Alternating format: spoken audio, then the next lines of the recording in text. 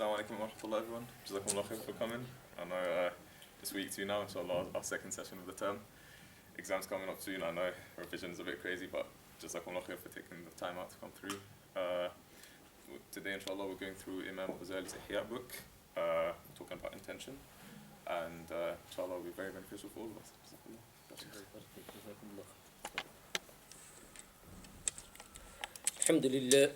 الحمد لله الذي جعل ذكره طمأنينة للقلوب وجلاء لها عن ريب الذنوب ومطرات لوسواس الخناس المكذوب والصلاة والسلام على سيدنا محمد الداعي إلى كل فعل محبوب وأمر مطلوب وعلى آله وأصحابه المقتفين سبيله على خير أسلوب. أما بعد، فيقول رب تبارك وتعالى في كتابه المنزل: أعوذ بالله من الشيطان الرجيم، بسم الله الرحمن الرحيم، سابقوا إلى مغفرة من ربكم وجنة عرضها كعرض السماء والأرض أعدت للذين آمنوا بالله ورسله ذلك فضل الله يؤتيه من يشاء والله ذو الفضل العظيم. So vie with one another in seeking to attain your Lord's forgiveness and the garden, whose width is as the width of the heavens and the earth, one which has been prepared for those who believe in Allah and His Messenger. That is Allah's bounty, which He bestows upon those who He pleases. Allah is the Lord of abounding mercy and bounty. فَفِرُّوا إِلَى اللَّهِ إِنِّي لَكُمْ مِنْهُ نَذِيرٌ مُبِينٌ. Flee, therefore, to Allah. Surely I am a clear warner to you from Him. Brothers and sisters, Assalamu alaikum wa rahmatullahi wa barakatuh. Welcome to lecture number 37 in our series on Ikhlas and its related subjects. Is everything okay? Now, last week, after revising our discussion on the thinking points of hisab, of reckoning on the Day of Judgment, we began reading from the chapter on بيان أن النية غير داخلة تحت الاختيار, the exposition of the fact that intention is beyond choice. And in that discussion there were 6 salient points we covered.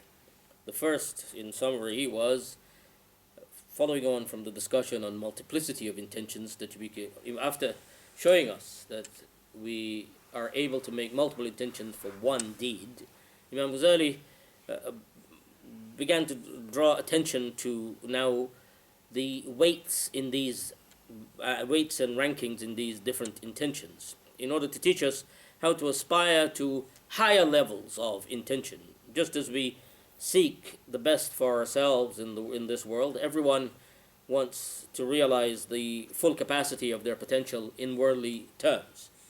Everything we do is to get the best. We want to go to the best university, the best car, the best house, the best wife, the best family, the best house, the best career. Everything we want to realize the best potential that we can for our dunya, and likewise for akhirah. As a Muslim, we must have the same attitude towards our akhirah, and in fact even more. Because it is not only about succeeding in this world, but success in the next life is of paramount importance. In fact, it takes precedence, because this life compared to that life is like a drop in the ocean in terms of time. Eternity versus 50, 60, 100 years, 110 years, even if you live, that's it. So that was the first point. The second point was that Shaitan is on a mission to derail the children of Adam from the straight path.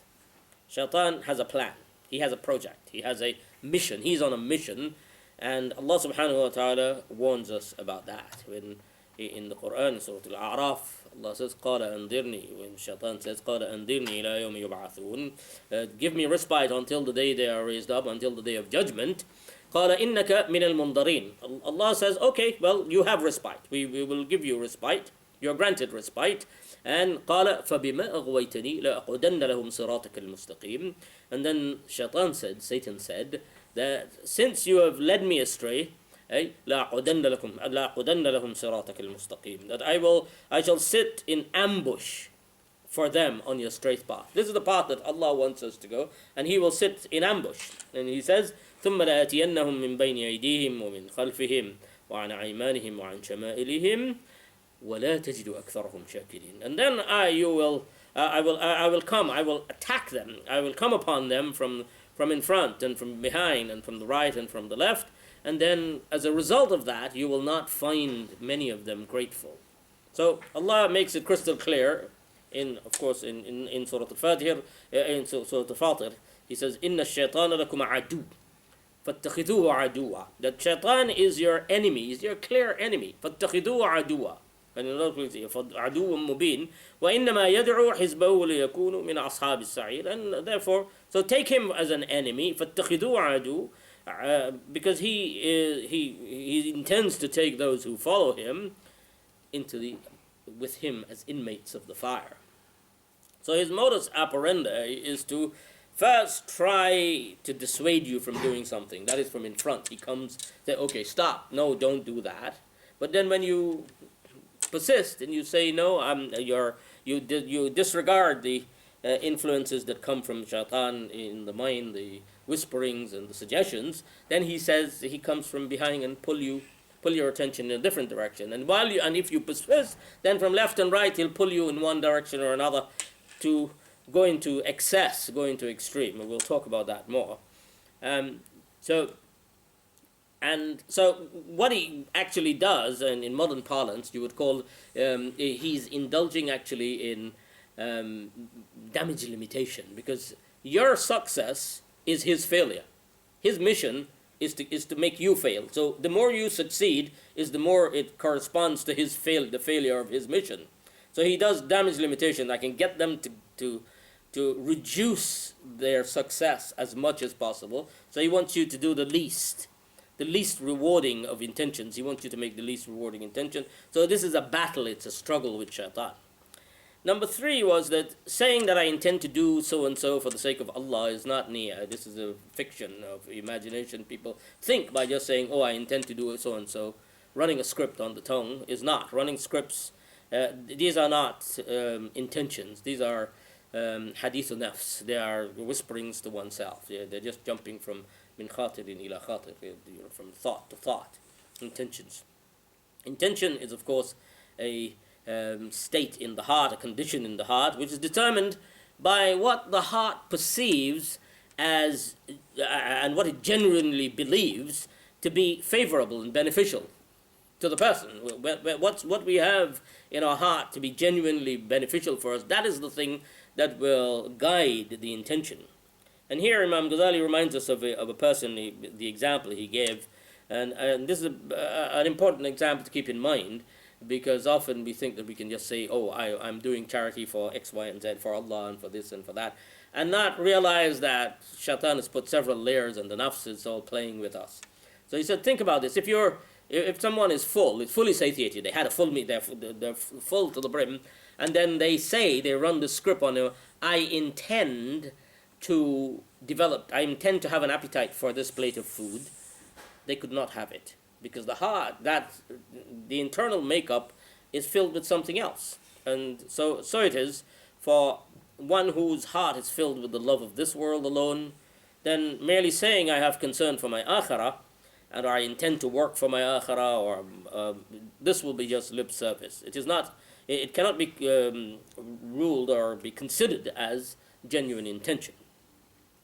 Number 4 was that in addition to being inclined towards goals in the hereafter and pleasing Allah, the heart also needs to be free from contradictory impulses and thinking and thoughts and inclinations, because there's an ongoing battle that is happening in the mind, and at the very least, what you need to have is a contradictory. Is that the contradictory distractions and diversions must be weaker than your inclinations to akhirah. One must see that the benefit of akhirah is infinitely more valuable than that of the benefit in this world. We have to have that value system arranged in such a way that anytime there's a clash between the benefit of the akhirah and our benefit in this world, then we automatically give preference to akhirah, because that is more important. As long as it is beyond need, our needs of this world are taken care of, and then there's a clash, then whenever that clash comes, then the heart has to immediately switch, and that's what we're aiming to cultivate. And he gives the exam. He teaches us how to do that. Later on, he gives us the formulas to work it through. Number 5 was that the multiple intention for a single deed can vary in rankings and rewards, which is what these values and rankings should also be kept in mind, so that we are able to make the most of our actions. And for this, we need to be familiar with, of course, the faidail. In order to be able to configure those our approach and our understanding of intentions, the varied intentions, we have to have knowledge of the faidail, and the knowledge of the virtues that are attached to specific deeds. And here Imam Ghazali uses the example of intention for marriage, which is a useful one, and from that you can extrapolate on other actions as well. And at the very basic level, one can intend to seek protection from falling into sin by seeking halal fulfillment of one's desires, which is perfectly sound. It's a perfectly sound intention to have. However, there are other more lofty, higher goals that one can have for the intention of marriage, and configure over and above that. Number 6 was that the way to acquire this ability to foster higher rankings of intention begins with the first endeavor that we've got to work on is taqwiyatu imanina bishara, which is the strengthening of our belief in the validity of the guidance. We have to be completely convinced that this guidance that has come, that there is no doubt about it. Alif lam mim dhalika al-kitabu la rayba fi. This book in which there is no doubt. There's no doubt that this is from Allah. There's no doubt that Allah has chosen Muhammad sallallahu alayhi wasallam as his messenger. That has to be completely clear in your mind and certain. So taqwiyatu imanika bishara, reflecting on the fact that this guidance is from Allah, the creator of the heavens and the earth, and he knows best what is good for you. And reflecting, of course, on his words, where Allah says very clearly in the Quran, وَعَسَى أَن تَكْرَهُ شَيْئًا وَهُوَ خَيْرٌ لَكُمْ, that perhaps you may dislike something, and تَكْرَهُ شَيْئًا وَهُوَ خَيْرٌ لَكُمْ, you may dislike something, but it is in fact good for you. وَعَسَى أَن تُحِبُّوا شَيْئًا وَهُوَ شَرٌ لَكُمْ, and perhaps you may prefer something, and this is to show Allah is emphasizing our limitations, our short-sightedness, that Allah can see things through and through. He created us, He knows us more than we know ourselves, and He is able to determine what is in our best interest over and above all our intellectual capacities and our ability to think and see and foresee and have insight and have intelligence and have knowledge and to produce and test and to verify. All those machinations that we can do are all limited when it is compared. It's nothing. That وَمَا أُوتِيتُم مِّنَ الْعِلْمِ إِلَّا قَلِيلٌ, that you are not given knowledge except for a tiny amount of knowledge. So you have to recognize that. And then the verse continues here. It says, Allah is making it very clear. He says, عَسَى أَن تُحِبُّوا شَيْئًا وَهُوَ شَرٌ لَكُمْ, that perhaps you may like something, you may prefer something, but it is shar, it is evil for you. And then he completes the verse with وَاللَّهُ يَعْلَمُ وَأَنْتُمْ لَا تَعْلَمُونَ, that Allah knows and you do not know. So that is taqwiyatu imanina bishara, that this is from Allah. So when Allah said something, and when Rasulullah sallallahu alayhi wasallam makes a judgment, rules that you have to do something in a certain way, then that has to be above all our consideration, all our abilities of determining what is right and wrong. The sunnah of Rasulullah sallallahu alayhi wasallam has to come above that, and that is also made clear in the Quran. Allah says, فَلَا وَرَبِّكَ لَا يُؤْمِنُونَ حَتَّى يُحَكِّمُوكَ فِي مَا شَجَرَ بَيْنَهُمْ ثُمَّ لَا يَجِدُوا فِي أَنفُسِهِمْ حَرَجًا مِمَّا قَضَيْتَ وَيُسَلِّمُوا تَسْلِيمًا. He said, but no, and this is Allah subhanahu wa ta'ala is taking note. He said, فَلَا فَلَا وَرَبِّكَ, but by your Lord, you cannot become true believers, real, complete believers, until they seek the ruling of Rasulullah, the ruling of Muhammad, you, until they seek your ruling in all matters which they are confused about or disagreeing about. Everything, you have to seek the verdict of Muhammad sallallahu alaihi wasallam in those matters which you do not know. And then, and this is the important part, is that not only accepting it, but it's not about accepting it grudgingly, that look, oh, I don't like this judgment, but it's common. No. He said, ثُمَّ لَا يَجِدُوا فِي أَنفُسِهِمْ حَرَجًا, that they do not find in themselves, in their mental makeup, in their heart, the least vexation in the hearts over what you have decided. And accept, وَيُسَلِّمُوا تَسْلِيمًا, that they have to accept with complete willing submission. That is the ruling. That is so that's what you have to aim for at first, to build that. That's the first endeavor. The second task, after reinforcing our belief in the validity of Sharia in our hearts, then the need becomes to learn and keep in mind the magnitude of rewards that are attached to specific deeds over and above lower deeds or lower intention. We have to understand the rankings of intention. So that requires knowledge of specific deeds and actions that are attached to it. What kind of value of faidail, what kind of virtue that is attached to each one. So this requires familiarity with the teachings of the Sharia, teachings of the Sunnah, teachings of the Prophet sallallahu alaihi wasallam. So the great reward for following the Sunnah, as in the example we have been given, which was the great reward for following the Sunnah of Rasulullah sallallahu alaihi wasallam in marriage. That if we approach marriage with wanting to follow the Sunnah of Rasulullah sallallahu alaihi wasallam, then that reward is infinitely more important, more greater for us. And Rasulullah sallallahu alaihi wasallam said, because he said, النكاح من سنتي فمن رغب عن سنتي فليس مني. That he says that nikah, says marriage, is my sunnah. So those who are disinclined towards this, or those who are not happy with this, then they are ignoring my sunnah. They should not consider themselves my followers. And then over and above that, by marriage you will be seeking to partake in fulfilling the wish of Rasulullah sallallahu alaihi wasallam. What was his wish? His wish was to have the most followers of all the prophets on the day of judgment. That he said that inni mukathirum bikum al-umam, inni mukathirum bikum al-anbiya yawm al-qiyamah. That I shall outnumber the prophets on the day of resurrection. So that was the second thing, is to learn the faidail.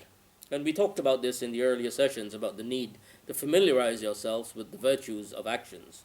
Because today we are receiving, as I said, between 4,000 and 10,000 messages every day in adverts, which we are exposed to every day, about faidail of the dunya. That this model of phone and this model of this and this brand of this has got this fadila, and this branch has had this virtue, and this one has this fadila. And these are all messages about the faidail of the dunya.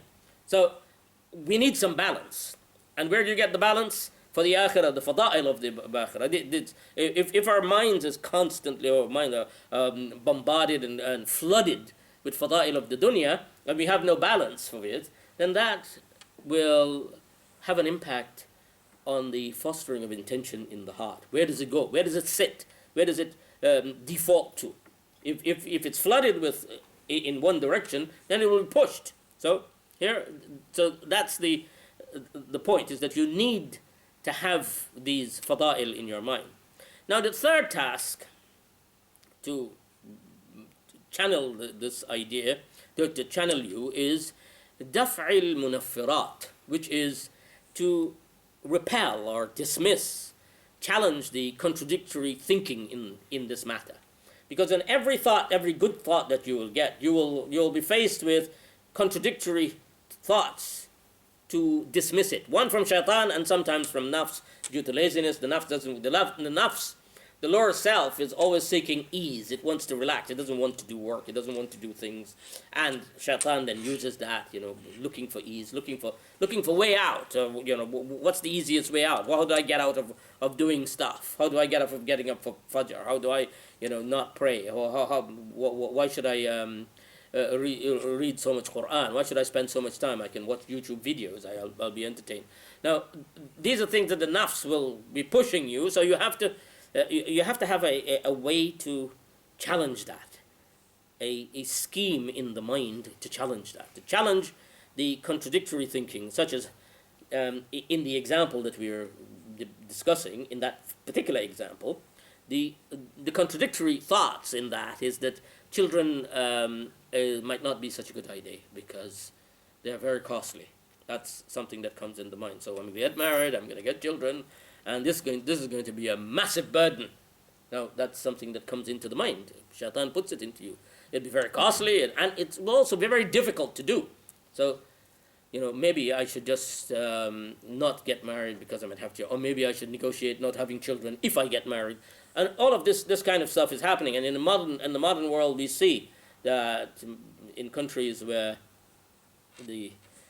where people have no guidance on these matters, or they've disconnected from guidance, then the birth rate is in catastrophic decline. This is a major problem in many countries nowadays. And so what we must be able to do is to dismiss it resolutely with counter thoughts of the fact that Allah is the provider of sustenance. That is not you. Although it appears that you are the one who is going to feed this child who is going to come, or these children who are going to come, it is not you, it is Allah. Allah is the one who will feed the children. Just as He fed you, Allah is the one who gives sustenance. You came into the world and your sustenance was written and He's given you. And when a child comes in the world, he comes with one mouth but two hands. And those hands may one day feed you. So these are counter thoughts. You're challenging it. You're going against it. And as for the difficulty of raising children, then you need to know that Allah will transform your heart. This is another thing you need to understand, which you wouldn't be able to experience unless you have your child. But you need to know that this is something that will happen, that Allah will transform your heart upon the arrival of your child, such that you'll become completely transformed into a person who used to seek their own comfort all the time, and now you will sacrifice your own comfort for the comfort of that child. And that happens because Allah puts a special mercy in your heart. There's one, and the hadith is clear where Allah says, I've said this before, but in this context you need to remember this. This is one way of challenging these thoughts about not having children, is that Allah says, we got this in hadith, أنزل في الدنيا, that إن لله مئة رحمة, that Allah's mercy is limitless. But imagine that Allah has 100, that Allah's mercy is 100, then 1% of it, He's revealed one into the world. أنزل في الدنيا رحمة واحدة. One mercy He has revealed into the world, بين الجن والإنس والبهائم والهوام, among the jinn and the men and the human beings and the insects and the animals. فَبِهَا يَتَعَاطَفُونَ. With that one mercy do they show compassion and love to each other. It's a mercy from Allah. That love and compassion that they show is from that. فَبِهَا يَتَعَاطَفُونَ حَتَّى تَعْطَفُ الْوَحْشُ عَلَى وَلَدِهَا. That even the wild beast can show mercy and compassion to its young. وَتَرْفَعُ الدَّابَّةُ حَافِرَهَا خشية أن تصيب ولدها. That even the wild beast, the ferocious beast, become compassionate. It lifts its hoofs so as not to crush its young. That mercy takes over. And I told you about the fact that in the lifeboat challenge, if there's one seat on a lifeboat and this boat is going down, the parent will always say, "Take my child. I would not sit." The child will always get the seat, because something amazing happens. You're completely transformed. So it's not difficult. It's actually, you'll find yourself, when your child cries at night, you will jump out of your bed, out of your sleep, as if you were never asleep. and you wouldn't understand what has happened. You find yourself standing in front of your child. Even when you're asleep, you'll be conscious of your child. This is how powerful that mercy is. There have been studies about why do parents not roll over and crush their babies in bed. Because it's a big human being, tiny baby, you would crush them, and when you're asleep, you're unconscious. But it never happens, only in one condition, and the found studies have done this, shown that only when the parent is heavily under the influence of alcohol, then they do it sometimes. But generally it doesn't happen. And that what this proves is that the parent is conscious of the care of the child even in the deepest of sleep. And that is the mercy of Allah in the heart that is holding that person, it's gripping that person, the heart of the parent to care for the child. And that is why there is such a great emphasis on taking care of the heart of the parent in Islam, because Allah has captured it for the child. He has captured this heart and put it there to be completely devoted to the child. And this is not to say that there aren't exceptions. Allah sometimes show that when that mercy is taken away, then a parent may put the child in a shoebox and put them on the street. Once the Prophet ﷺ was kissing his son and his grandson, and a man, harsh Bedouin Arab, said, that, oh, are you kissing your son? I have 10 and I didn't kiss any. He's showing his macho, and Rasulullah sallallahu alayhi wa sallam said, oh, amliku laka an naza' Allahu min qalbika ar-rahmah, that what can I do for you if Allah has taken that mercy out of your heart? So that is something that Allah places in the heart. It's, I tell you my own story. When Yusuf was to be born, I was sitting in the waiting room, and the midwife came in and told me when to come in and what to do, what the process was, and when when Yusuf was about to be born. So I was waiting, and then just as she finished explaining everything, as she was about to walk out, she said to me, oh yeah, and one more thing, that when you see your child for the first time, you will cry. And I said, excuse me, how do you know that? And she said, yes, they all do, even the big macho ones. Yes, they all do. And I started to, think. I said, okay, well, let's see. And I started to think about what were the reasons. And, of course, my knowledge of this aspect of the mercy descending in the heart, and Allah describing children as qurrata a'yun, they are cooling to the eyes. When I first lay eye on my son, I burst into tears, and I felt this thing, and completely changed. And as he needed care he had some complications for jaundice, routine stuff, but I found myself wanting to do everything, saying to the doctor, is there anything that I can do? My life was suddenly changed, the value of it that I could do. This is someone who I've just met 6 hours ago, and I'm willing to give any part of my body and anything I want, anything I can get to save this life, this new life that I've just seen.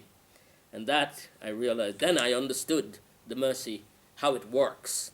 And this is something you will too. So the reason I'm going into all of these details is for you to understand that when shaitan comes and says to you, oh no, you mustn't have children, or maybe it's a bit difficult thing in today's world and all of that, it should be clear to you that this is shaitan, and he will be depriving you of something amazing, something beautiful, something, one of the most beautiful things in the world. It's that having that experience of the mercy taking over your heart, the mercy of Allah taking over your heart. Having that is an amazing thing. And according to people who study it, this is one of the most powerful forces in nature. They call it the parental instinct, which was a problem even for Darwin. So contradictory to have contradictory thoughts, thinking about repelling contradictory thoughts when it comes to doing good, and as in this case. So the point is that in order to acquire the ability to foster superior goals, we must engage in these three mental activities. First, by strengthening our belief in the guidance. through reflection, as we did. Second is to increase and strengthen our knowledge and consciousness of the greater faidail, the higher virtues of the loftier deeds. And third, by strengthening our understanding and our resolve to dismiss contradictory thoughts that tries to dissuade you from this. Now, today I want to continue where we left off last week, which was with the story of Imam Ahmad ibn Hanbal and his ability to modify his perspective when it came to the subject of tazkiyah and tarbiyah, when it came to dealing with matters of the heart. He did not allow his encyclopedic knowledge of hadith, and change of narrations, etc., to prevent him from benefiting from a book that had technically weak narrations. He was able to distinguish between the technicalities of hadith scrutiny and the needs of tazkiyah, the needs for purification of the heart. While they are both important, they each have their place and have their sphere of function. As the author of the book, Dawood ibn al-Muhabbar, said that إننا لم أخرجه على الأسانيد فأنظر فيه بعين الخبر. I did not write the book from the perspective of technical scrutiny. إنما نظرت فيه بعين العمل فانتفعت. That I approached this, my aim was to get benefit and to improve practice. That is where it was. And so this is the point. Intention follows our perspectives. And Imam Ghazali then further explains this. He says, وهذا لأن النية تتبع النظر. النية تتبع النظر فإذا تغير النظر تغيرت النية. That the perspective, the approach, the angle from which you are approaching something has an effect, has an influence on the intention. So if your approach, your intention, your angle, your perspective changes, then your intention will also change. And this we saw when Imam Ahmad ibn Hanbal then took the book again. He changed his whole approach and his intention changed. So وَكَانُوا لَا يَرَوْنَ أَنْ يَعْمَلُوا عَمَلًا إِلَّا بِنِيَّةٍ. And they did not see it right to do things without intention. لِعِلْمِهِمْ, because of their knowledge, بِأَنَّ النِّيَّةَ رُوحُ الْعَمَلِ. Because niyyah, intention, is the soul of action. So your soul, your actions will be dead. A soulless thing is something dead. وَأَنَّ الْعَمَلَ بِغَيْرِ نِيَّةٍ صَادِقَةٍ رِيَاءٌ وَتَكَلُّفٌ. That and to do actions without intentions, then it will either be riya, it will either be for show, or it would be takalluf. It would be unnecessarily burdening yourself or doing something to avoid an awkward situation. وهو سبب مقت ولا سبب قرب. And it is the reason, it is the source of this dislike, it's the source of Allah's anger, not Allah's closeness, and which is what you want. Why you're doing good deeds. The purpose of a good deed is to get close to Allah subhanahu wa ta'ala. وعلموا أن النية ليست هي قول القائل بلسانه نويت. That niyyah is not the statement of someone who says I intend, بل هو انبعاث القلب يجري. That this is a motivation of the heart. In the heart يجري مجرى الفتوح من الله. يجري مجرى الفتوح من الله. That these are things that come with openings from Allah. Allah blesses you with it, with openings. وقد تتيسر في بعض الأوقات وقد لا تتعذر وقد تتعذر في بعضها. That sometimes it may come and sometimes it may not, but you have to work on the heart. You have to work on filling your heart with the right components, with the right so that the right inclinations can develop. So if you approach something with that specific view, then it will have an influence on your intention. And also, what is prevalent in the heart will guide its direction. من كان الغالب على قلبه أمر الدين. The one in whose heart the matters of deen, the matters of Islam is dominant in his heart. تتيسر عليه أكثر الأحوال إحضار النية للخيرات. That the one whose heart has this dominance of the importance of deen and the necessity of deen, then for that person, it is easy, it becomes easy for his heart to foster good intentions, للخيرات, for good intentions. فإن قلبه مائل بالجملة إلى أصل الخير, that his heart will be inclined to the root of good. It will be rooted in being in that inclination, in that incline, generally. That if that is dominant in the heart. If, on the other hand, فينبعث إلى تفاصيل غالبا. So if it is rooted, if the incline is rooted in that direction, then details will follow. So then you will have تفاصيل. ومن مال قلبه إلى الدنيا وغلبت عليه. But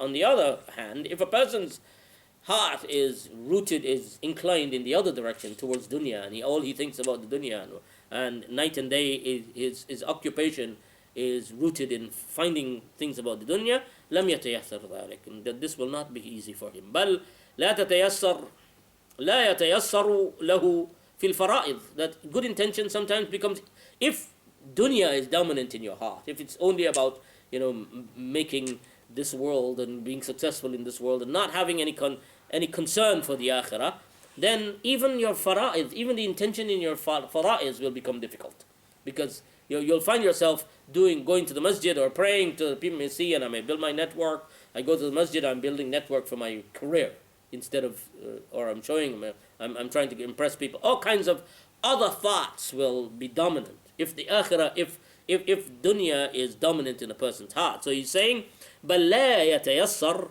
له في الفرائض إلا بجهد جهيد, except with strong effort. وغايته أن يتذكر النار, and the extent that he may go, he may be able to muster, is أن يتذكر النار ويحضر نفسه وإقابها. That he remembers the fire and say, okay, well, and then warn himself, and then through that muster an intention.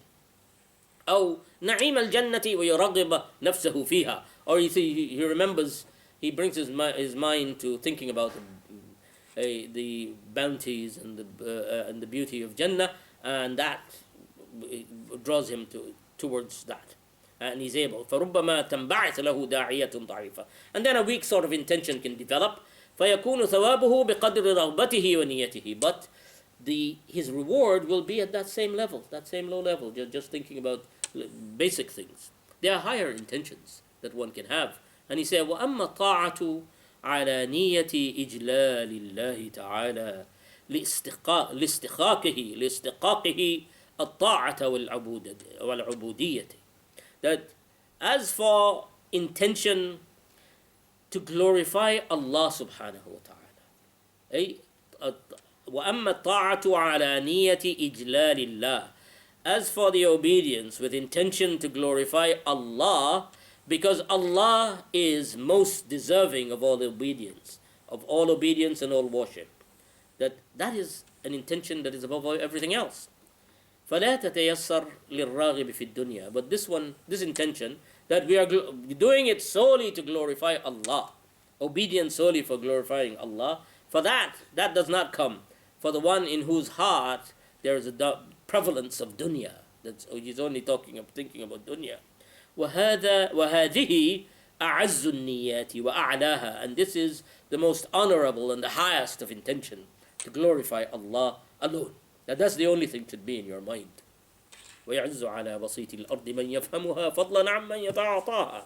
But it is rare, it's difficult even for people to understand this, some much less those who practice this, because people differ in this. نيات الناس في الطاعات أقسام. He's saying that the intentions of people vary according to the person, their state, and their actions. So he says, إِذْنَ مِنْهُمْ مَنْ يَكُونُ عَمَلُهُ إِجَابَةً لِلْبَاعِثِ الْخَوْفِ. That some people their actions are in response to the motivation of fear, through fear.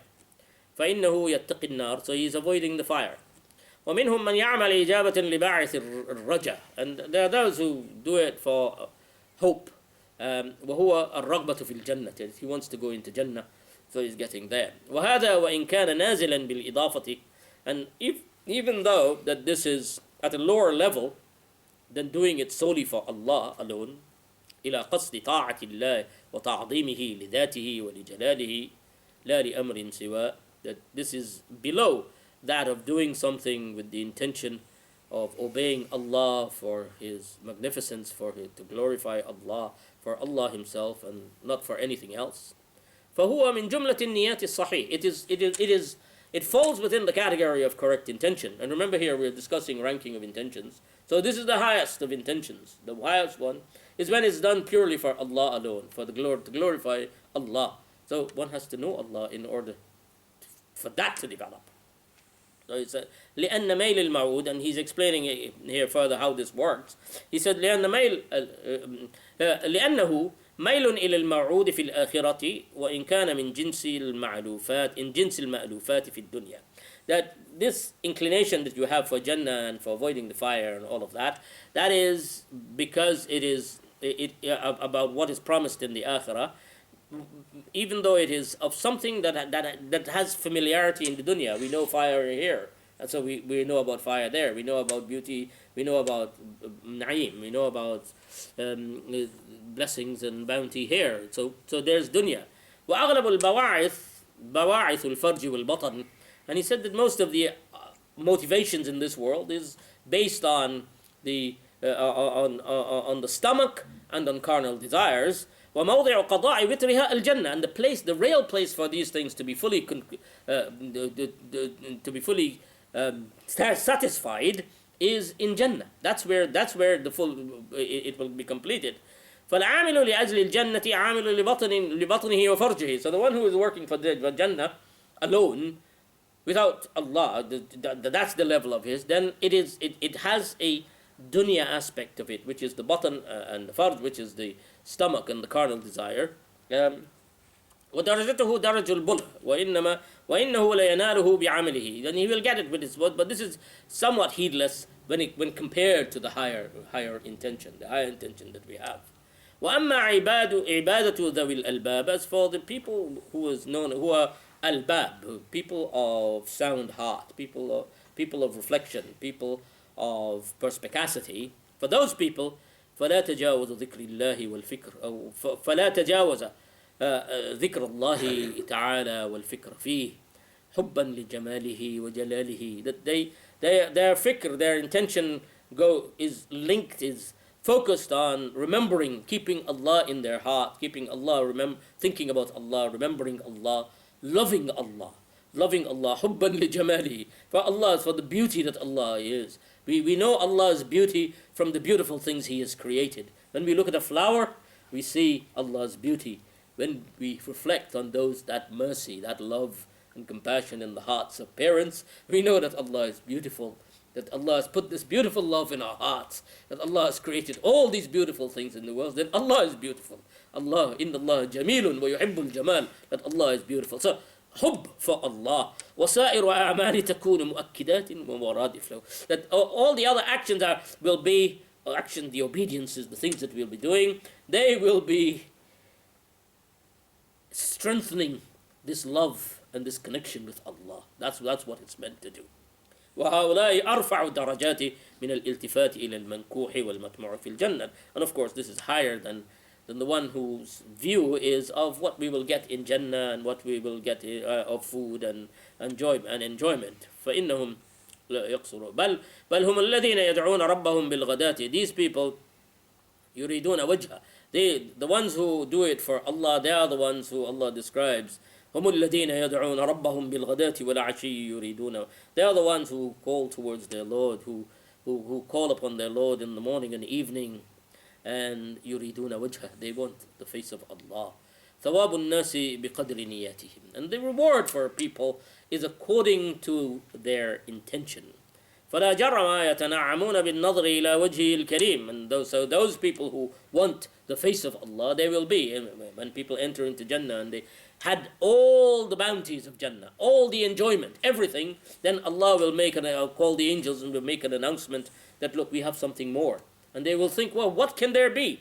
Everything beyond our wildest dreams, everything that we can imagine and what we couldn't imagine, we have got. What could there be?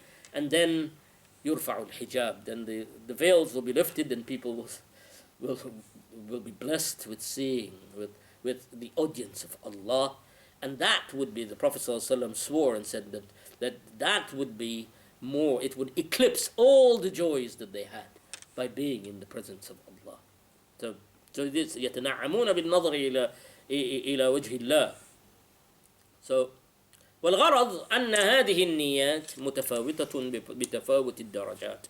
That these intentions differ on the basis of the degree of with the person. فمن غلب على قلبه واحدة منها. So if one of these becomes dominant in your heart, then it will guide your heart. However, for some people, a simple intention can become an aid in preparation for a greater deed.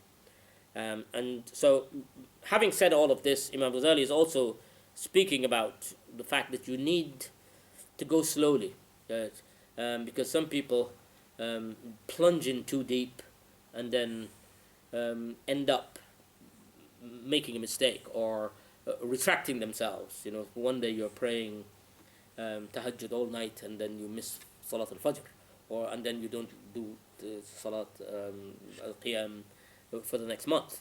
So that's not what is intended here. Even though we are calling, the intention is to raise your game, is to increase what you're doing. معرفة هذه الدقائق تورث أعمال وأفعال يستنكرها الظاهريون من الفقهاء. That the scholars who are just looking at the outer level of things may find a difficulty with what I'm about to say. He says فإنا نقول من حضرت له نية في المباح, that if an intention for something that is permissible, it's not something that has an obedience. It's not, we talked about the three categories. We have al-ma'asi, ta'at, and mubahat. Acts of worship, sin, acts of sin, and those that are neutral, that are neither sin nor action. No. So mubah, a neutral act. He said, if a person has an intention for that look, this is allowed, so I'll do it. But he has an intention for that. But he doesn't have an intention. وَلَمْ تَحْضُرْهُ نِيَةٌ لِلْفَضِيلَةِ. He didn't get an intention. He wasn't able, his heart did not produce an intention for a fadila, for a virtuous deed. فَالْمُبَاحُ أَوْلَى. So then, having that intention for mubah is better for him in that given moment, for that person. Until وانتقلت الفضيلة إليه, so then that becomes his fadila, that becomes his virtue. وصارت الفضيلة في حقه نقيصة. So this نقيصة, this thing that was deficient, is now his fadila. لأن الأعمال بالنيات, intentions, actions are with intention. وذلك مثل العفو. فإنه أفضل من الانتصار في الظلم. That if someone does something wrong against you, it is better to forgive them, right? Or to demand your right. Both, it's a higher intention to forgive or to demand your right. But if a person comes, he's unable. He comes to this to a settlement with this situation, and his heart says that I should take my right. His intention is for that. Then he should go with what his heart says, and not do and not seek to forgive when there is no intention for forgiving. You should have, and what does that mean? No intention. That you're not doing it for Allah. You might do it for because I feel so and so might be angry, or to please people or to impress people. If you're doing it for that, then it's better to take your right and not. So he's showing you that when there is difference, variation, then you choose the one that your heart is settled on, and that's the one that you should stick to. And then he gives a few other examples. He says, مثل من يكون نيته في الأكل والشرب والنوم ليستريح نفسه ليتقوى على العبادة في المستقبل. That the person has an intention to eat and to drink, to eat and to sleep, but in that there is that he wants to rest himself so that he can get up for ibadah later on. So for that, it is better for him to, if a person is tired, then he should go on the basis of what the intention that comes in the heart, and it is neutral, it is good, it is not in the bad category, then he should follow it to develop further. So he's saying that وَلَيْسَتْ تَنْبَعِثُ نِيَّتُهُ فِي الْحَالِ إِلَى الصَّوْمِ, that at this moment he doesn't have an intention for Sawm and for fasting, for Salah. فأكل والنوم هو أفضل له. It's better for him to eat right now and then strengthen himself to then pray later. بل لو مل العبادة لمواظبته عليه. That if he's just praying all the time, then he will develop an irksomeness of boredom, and he might get completely distracted. It might become completely difficult for him. So in other words, what he's saying is that we have to take small steps when we're moving here. فالأكل والنوم أفضل له وسكن نشاطه. And he gives the example of Abu Darda radiallahu anhu. He said, "Inni." He also says here, وعلم أنه لو ترفح ساعة بلهو وحديث عاد نشاطه. That if he takes a break, from what he's doing, instead of praying all the time, night and day, and going into excess, if he takes a break from time to time, he says, with some play or some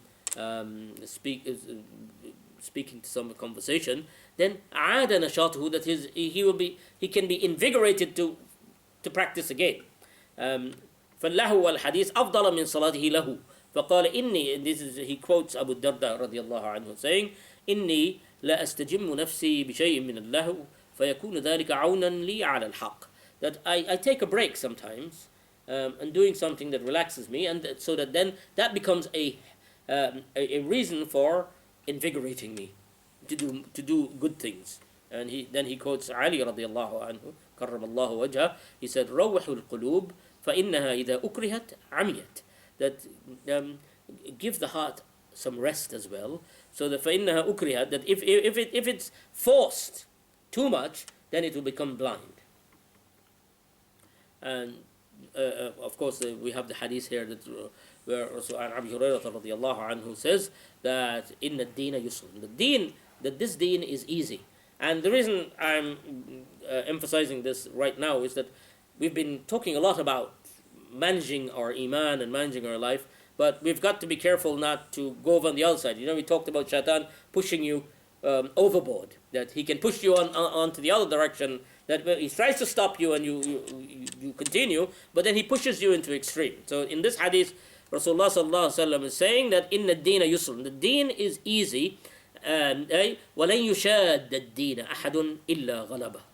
That this deen, this religion is easy. It's very easy. So whoever overburdens himself in the religion will not be able to continue in that way. So you should not go into extreme. He's saying, فَسَدِّدُوا وَقَارِبُوا وَأَبْشِرُوا وَاسْتَعِينُوا بِالْغُدْوَةِ وَالرَّوْحَةِ وَشَيْءٍ مِّنَ الدُّلْجَةِ. That he said that, but try to go close to perfection and receive good tidings, and that you will be rewarded and gain strength from worshipping in the morning and the evening and during the last hours of the night. Now, this is a delicate matter, so you've got to be able to draw an important balance. And the thing that you have to keep in mind is that Allah subhanahu wa ta'ala wants you to be continuous in what you're doing. For the beloved, he said, أَحَبُّ الْأَعْمَالِ, that the most beloved actions of the slave that we can do is أَدْوَمُهَا وَإِنْ قَلْ, that it is the action is the good deeds that are continuous. Because إِنَّ الْجِبَالَ مِنَ الْحَصَى, that the mountains are built of pebbles, tiny bits, then you will get. But if you do all one and then collapse, then that is falling for the trick of shaitan and the trick of the nafs. So it's to go slowly and build upon it. So أحب الأعمال إلى الله تعالى أدومها. The most beloved of actions are those that are continuous, that you do them وإن قل, even if it's a little, but it's does regularly and it's continuous. That is how it's recognizing this is important. And because he's saying, and then he continues. We're out of time, but he ends the chapter. He says, فَكَذَلِكَ سُلُوكُ طَرِيقِ اللَّهِ تَعَالَى كُلُّهُ قِتَالٌ مَعَ الشَّيْطَانِ. That this is a battle with shaitan, this path of going, so you have to give and take. You have to, sometimes in battle, and he speaks about this, but I'm not going to read the text. He said that sometimes an expert in battle would indulge in what is known as strategic retreat, that he will turn his back and run, but what he wants to do is to draw him make him lose interest and then attack again. So this battle with shaitan, that he's coming from left and right and front and back, he's out to get you, and you have to manage this with your nafs at the same time. So in order to do this, you have to go back and forth and maintain this idea of continuity. That look, I'm going to do this much, and I'm going to do it every day, and I'm not going to overburden myself. Because remember, there was Sahaba who said that look, I'm not going to fast, I'm not going to get married. There's this statement of Rasulullah sallallahu alaihi wasallam that an-nikahu min sunnati, that marriage is my sunnah, and whoever is not pleased with it, then he's not of my follower. He said this to a Sahabi, who had decided that look, I'm not going to get married, and he was praying all night and fasting all day, and he said, no, this is not what, and I'm the most pious among you. I'm closest to Allah, and I'm saying this to you, that look, I do this, I get married, I sleep, I fast, and I eat. So it's about not overbearing yourself, but doing it slowly, but with an intention for continuity. That this is where I need to go for the rest of my life. And I'm going to add to it as I get stronger, as my iman gets stronger, as my resources, as my capacity for adding, I will do it. So with that, I think we will end today. Allah subhanahu wa ta'ala reward us. ربنا آتنا في الدنيا حسنة وفي الآخرة حسنة وقنا عذاب النار. اللهم أنت ربنا لا إله إلا أنت خلقتنا ونحن عبادك ونحن على عهدك ووعدك ما استطعنا نعوذ بك من شر ما صنعنا ونبوء لك بذنوبنا فاغفر لنا إنك أنت التواب الرحيم. اللهم إنا على ذكرك وشكرك وحسن عبادتك يا رب يا كريم. اللهم إنا على ذكرك وشكرك وحسن عبادتك يا رب يا كريم. سبحان ربك رب العزة عما يصفون وسلام على المرسلين والحمد لله رب العالمين. آمين.